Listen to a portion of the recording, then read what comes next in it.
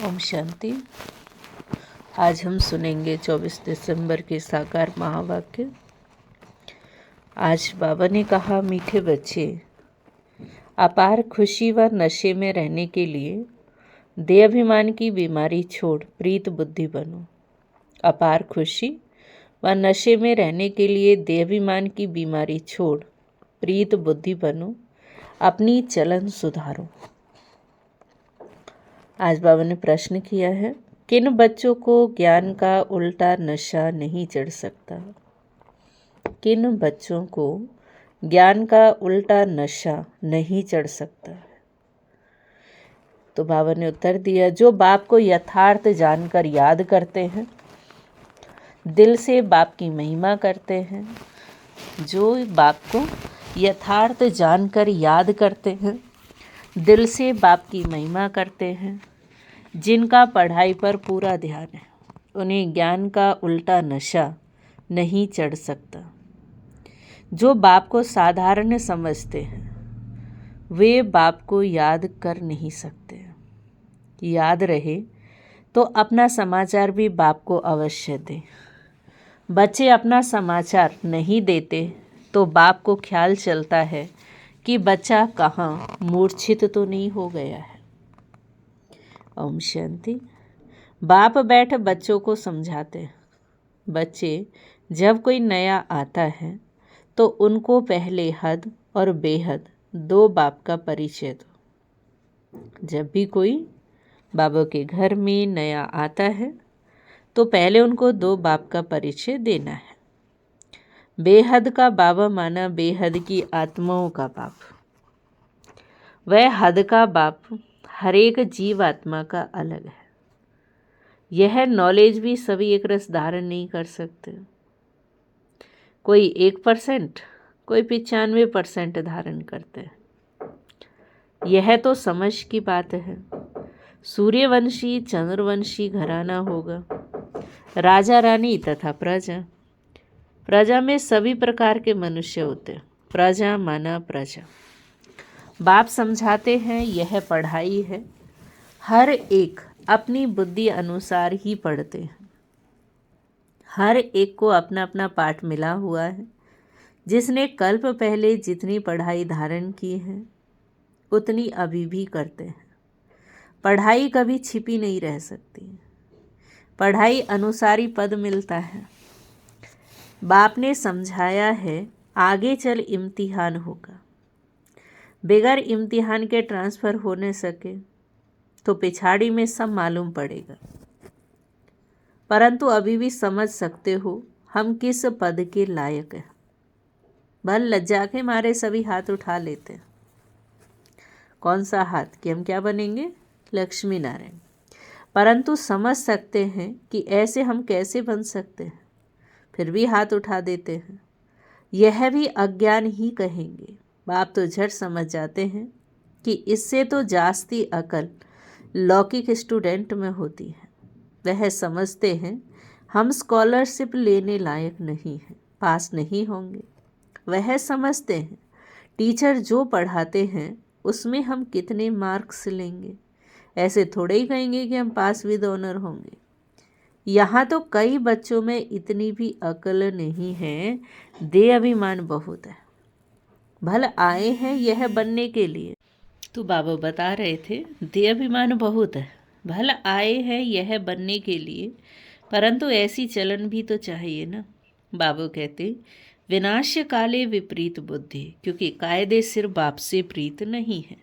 बाप तुम बच्चों को समझाते हैं कि विनाश काले विपरीत बुद्धि का यथार्थ अर्थ क्या है। बच्चे ही पूरा नहीं समझ सकते तो फिर वह क्या समझेंगे। बाप को याद करना, यह तो हुई गुप्त बात। पढ़ाई तो गुप्त नहीं है। पढ़ाई में नंबरवार होते हैं। एक जैसा थोड़े ही पढ़ेंगे। बाबा समझते हैं अभी तो बेबी हैं। ऐसे बेहद के बाप को 3-3, 4-4 मास याद भी नहीं करते हैं। मासूम बाबा कहते मालूम कैसे पढ़े कि याद करते हैं। बाप को पत्र तक नहीं लिखते कि बाबा मैं कैसे कैसे चल रहा हूँ, क्या क्या सर्विस करता हूँ। तो बाबा बता रहे थे कि बच्चे भूल जाते हैं। बाबा को पत्र तक भी नहीं लिखते हैं कि बाबा मैं क्या क्या सर्विस करता हूँ। बाप को बच्चों की कितनी फिक्र रहती है कि कहाँ बच्चा मूर्छित तो नहीं हो गया है, कहाँ बच्चा मर तो नहीं गया है। मर नहीं गया माना बाबा के घर नहीं आ रहा है। कोई तो बाबा को कितना अच्छा अच्छा सर्विस समाचार लिखते हैं। बाप भी समझते हैं बच्चा जीता है। सर्विस करने वाले बच्चे कभी छिप नहीं सकते। बाप तो हर बच्चे का दिल लेते हैं कि कौन सा बच्चा कैसा है। देहाभिमान की बीमारी बहुत कड़ी है। बाबा मुरली में समझाते हैं कईयों को तो ज्ञान का उल्टा नशा चढ़ जाता है, अहंकार आ जाता है, फिर याद भी नहीं करते, पत्र भी नहीं लिखते, तो बाप भी याद कैसे करेंगे। याद से याद मिलती है। अभी तुम बच्चे बाप को यथार्थ जानकर याद करते हो, दिल से महिमा करते हो। कई बच्चे बाप को साधारण समझते हैं, इसलिए याद नहीं करते। बाबा कोई भव का आदि थोड़े ही दिखाएगा। भगवान उवाच मैं तुम्हें विश्व की राजाई देने के लिए राजयोग सिखाता हूँ। तुम ऐसे थोड़े ही समझते हो कि हम विश्व की बादशाही लेने के लिए बेहद के बाप से पढ़ते। यह नशा हो तो अपार खुशी का पारा सदा चढ़ा रहे। तो बाबा बता रहे हैं कि अगर ये नशा रहे कि भगवान हमें राजयोग सिखाते हैं या विश्व की बादशाही लेने के लिए हम पढ़ रहे हैं, शिव बाबा पढ़ा रहे हैं, तो बाबा कहते खुशी का पारा चढ़ा रहे। गीता पढ़ने वाले भल कहते श्री कृष्ण भगवान उवाच मैं राजयोग सिखलाता हूँ, बस उन्हें राजाई पाने की खुशी थोड़ी रहेगी। गीता पढ़कर पूरी की और गए अपने अपने धंधे धोरी में। तुमको तो अभी बुद्धि में है कि हमको बेहद का बाप पढ़ाते हैं, उन्हें ऐसा बुद्धि में नहीं आएगा। तो पहले पहले कोई भी आए तो उनको दो बाप का परिचय देना है। बोलो भारत स्वर्ग था, अभी नर्क है। यह कलयुग है, इसे स्वर्ग थोड़ी कहेंगे। ऐसे तो नहीं कहेंगे कि सतयुग में भी है तो कलयुग में भी है। किसको दुख मिला तो कहेंगे नरक में है, किसको सुख मिला तो कहेंगे स्वर्ग में है। ऐसा बहुत कहते हैं। दुखी मनुष्य नरक में है, हम तो बहुत सुख में बैठे हैं। महल माड़ियाँ मोटरें आदि हैं तो समझते हम तो स्वर्ग में हैं। गोल्डन एज आयरन एज एक ही बात है। तो पहले पहले दो बाप की बात बुद्धि में बिठानी है। बाप ही खुद अपनी पहचान देते हैं, वह सर्वव्यापी कैसे हो सकता है। क्या लौकिक बाप को सर्वव्यापी कहेंगे।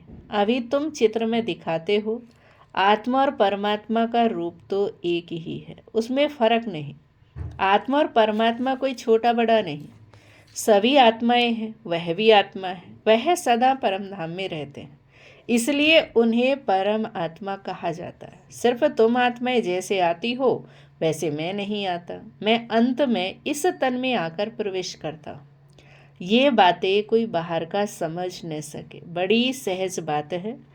फर्क सिर्फ इतना है जो बाप के बदले वैकुंठवासी श्री कृष्ण का नाम डाल दिया।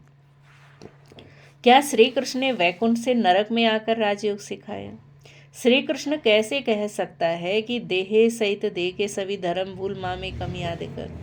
देहधारी की याद से पाप कैसे कटेंगे। श्री कृष्ण तो एक छोटा बच्चा, और कहाँ मैं साधारण मनुष्य के तन में आता हूँ। कितना फर्क हो गया। इस एकज भूल के कारण सभी मनुष्य पतित कंगाल बन गए हैं। न मैं सर्वव्यापी हूँ, न श्री कृष्ण सर्वव्यापी है।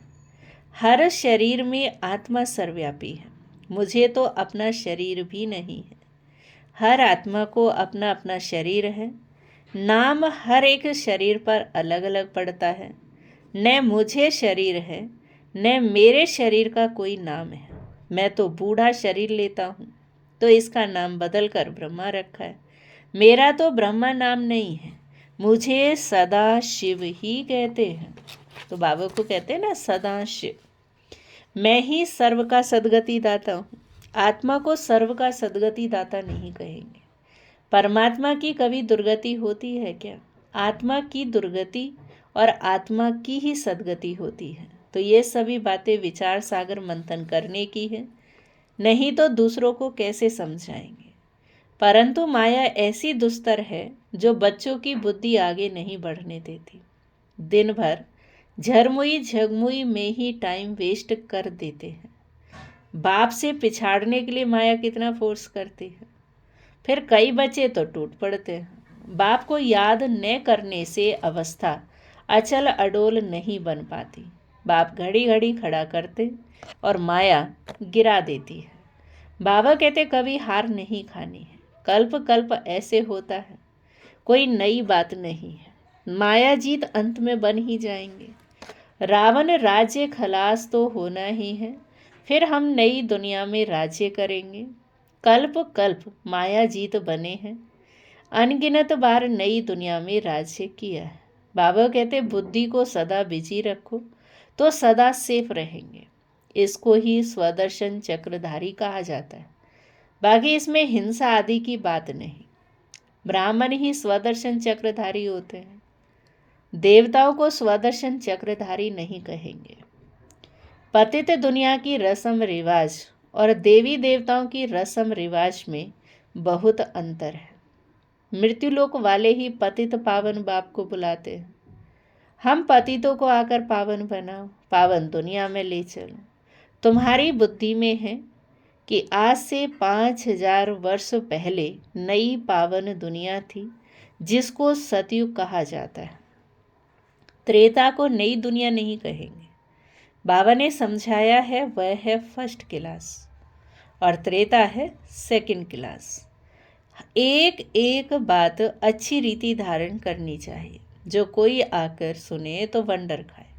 कोई वंडर भी खाते हैं, परंतु फुर्सत नहीं। जो पुरुषार्थ करे फिर सुनते हैं पवित्र जरूर बनना है। ये काम विकार ही मनुष्य को पतित बनाता है। उसको जीतने से तुम जगत जीत बनेंगे, परंतु काम विकार उन्हों की जैसे पूंजी है, इसलिए वह अक्षर नहीं बोलते। सिर्फ कहते हैं मन को वश में करो, लेकिन मन अमन तब हो जब शरीर में नहीं है। बाकी मन अमन तो कभी होता ही नहीं। देह मिलती है कर्म करने के लिए, तो फिर कर्मातीत अवस्था में कैसे रहेंगे। कर्मातीत अवस्था कहा जाता है मुर्दे को। जीते जी मुर्दा अथवा शरीर से डिटैच। बाप तुमको शरीर से न्यारा बनने की पढ़ाई पढ़ाते हैं। शरीर में आत्मा अलग है। आत्मा परम धाम की रहने वाली है। आत्मा शरीर में आती है तो उसे मनुष्य कहा जाता है। शरीर मिलता ही है कर्म करने के लिए। एक शरीर छोड़ फिर दूसरा शरीर कर्म करने के लिए लेना है। शांति तो तब हो जब शरीर में नहीं है। मूल वतन में कर्म होता नहीं। सूक्ष्म वतन की तो बात ही नहीं है। सृष्टि का चक्र यहाँ फिरता है। बाप और सृष्टि चक्र को जानना, इसको ही नॉलेज कहा जाता है। सूक्ष्म वतन में न सफ़ेद पोषधारी, न सजे सजाए, न नाग बलाएं पहनने वाले शंकर आदि होते हैं। बाकी ब्रह्मा और विष्णु का राज बाप समझाते हैं। ब्रह्मा यहाँ है, विष्णु के 2 रूप भी यहाँ हैं। वह सिर्फ साक्षात्कार का पार्ट ड्रामा में है, जो दिव्य दृष्टि से देखा जाता है। क्रिमिनल आँखों से पवित्र चीज दिखाई न पड़े। अच्छा, मीठे मीठे सिखिलदे बच्चों प्रति माता पिता बाप दादा का याद प्यार और गुड मॉर्निंग। रूहानी बाप की रूहानी बच्चों को नमस्ते। हम रूहानी बच्चों की रूहानी बाप को नमस्ते नमस्ते नमस्ते। शुक्रिया बाबा, शुक्रिया। अभी हम सुनेंगे धारणा के लिए मुख्य सार। फर्स्ट पॉइंट है, अपने आप को सदा सेफ रखने के लिए बुद्धि को विचार सागर मंथन में बिजी रखना है। अपने आप को सदा सेफ रखने के लिए बुद्धि को विचार सागर मंथन में बिजी रखना है। स्वदर्शन चक्रधारी बनकर रहना है।